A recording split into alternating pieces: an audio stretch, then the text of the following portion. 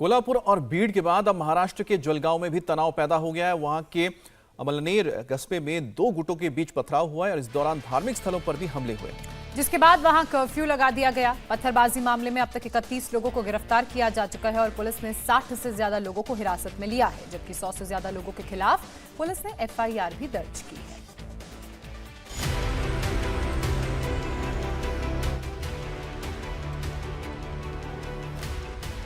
महाराष्ट्र के जलगांव में पथराव।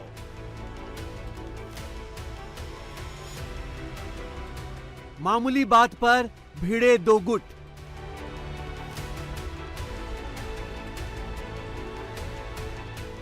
महाराष्ट्र में शहर शहर तनाव क्यों?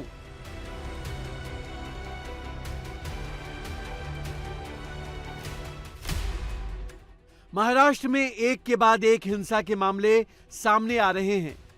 पहले अहमदनगर और कोल्हापुर में तनाव हुआ था, वहां हालात सुधरे नहीं थे कि बीड जिले में माहौल अशांत हो गया।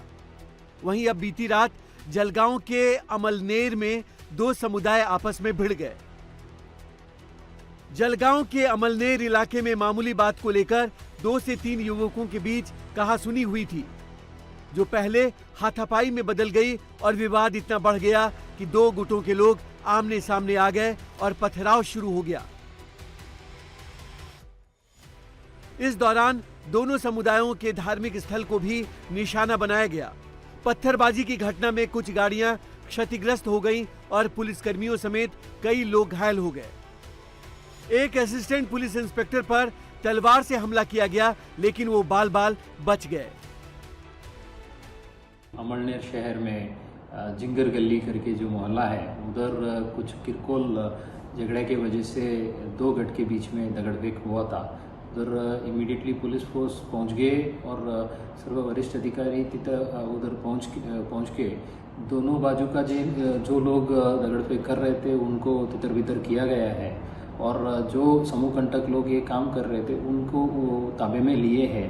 पुलिस के कंप्लेंट के ऊपर गुने दाखिल किया गया है और 34 लोगों को गिरफ्तार करने का प्रक्रिया अभी शुरू है। तो वहीं मोदी सरकार के 9 साल पूरे होने पर बीजेपी मेगा जश्न मना रही है। केंद्र सरकार के मंत्री शहर शहर सरकार के काम का रिपोर्ट कार्ड पेश कर रहे हैं। आज गृह मंत्री अमित शाह तमिलनाडु और आंध्र प्रदेश के दौरे पर हैं। इस दौरान अमित शाह मोदी सरकार के 9 साल पूरे होने पर दोपहर 2 बजे वेल्लोर में रैली करेंगे। वहीं शाम को 5:30 बजे विशाखापट्टनम में जनसभा को संबोधित करेंगे। शनिवार की शाम जब अमित शाह चेन्नई पहुंचे तब उनका जबरदस्त स्वागत किया गया।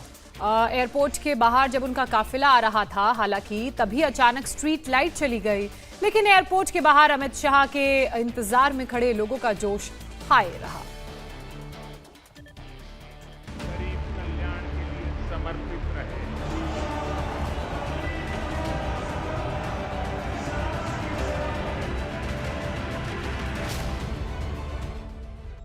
9 साल की कामयाबी का जश्न। 24 से पहले बीजेपी का मेगा प्लान। 2024 में मोदी लगाएंगे जीत की हैट्रिक।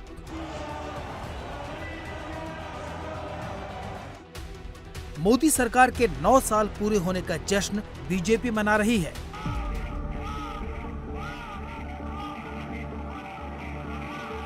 उत्तर से दक्षिण तक और पूरब से लेकर पश्चिम तक सरकार का हर मंत्री जनसंवाद कर रहा है। 24 का जो चुनाव आना है, ये चुनाव जो आएगा, इसमें आपने फैसला करना है कि इस देश का प्रधानमंत्री कौन बने, मोदी जी बने या राहुल गांधी बने। जोर से बोले कौन बने, और जोर से बोलो कौन बने, और जोर से बोलो कौन बने। उद्धव जी, आवाज सुनाई पड़ती है तो सुन लीजिए। आप वहां रहकर औरंगाबाद का नाम बदलने का समर्थन नहीं कर सकते, उस्मानाबाद का नाम बदलने का समर्थन नहीं कर सकते और अहमदनगर का नाम बदलने का भी समर्थन नहीं कर सकते। 2024 में मोदी सरकार की जीत का हैट्रिक लगाने के लिए बीजेपी ने मेगा प्लान तैयार किया है।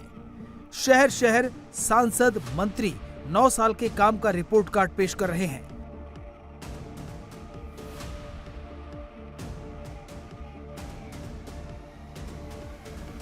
भारतीय जनता पार्टी की सरकार, एनडीए की सरकार और मोदी जी के नेतृत्व वाली सरकार के 9 साल पूरे हुए हैं।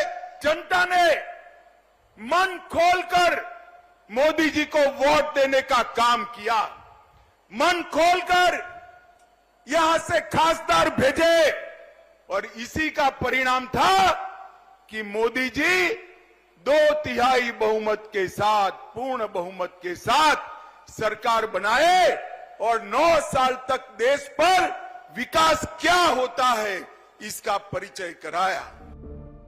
बीजेपी 9 साल के रिपोर्ट कार्ड के साथ भव्य आयोजन की तैयारी में है। बीजेपी की ओर से रैलियों का आयोजन होगा तो देश भर में 1 महीने का विशेष संपर्क अभियान चलाने की भी योजना है।